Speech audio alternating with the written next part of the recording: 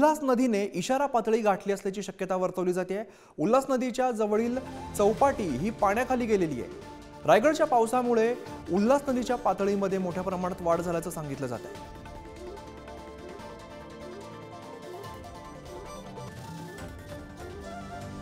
बदलापूरमधली आपण दृश्य पाहतो। या ठिकाणी उल्हास नदीने इशारा पातळी गाठली असण्याची शक्यता वर्तवली जाते।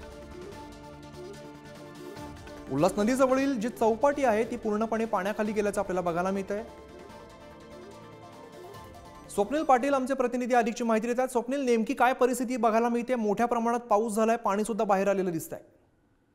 नक्की आम्ही जे रात्रभर पडत बसलेल्या मुसळधार पावसामुळे उल्हास नदीमध्ये पाण्याच्या पातळीत वाढ होत आहे। रायगडमध्ये बघाल तर रायगडमध्ये मुसळधार पाऊस चालू आहे। त्याच्यामुळे उल्हास नदीमध्ये जी आहे पाण्याची वाढ सतत होत आहे।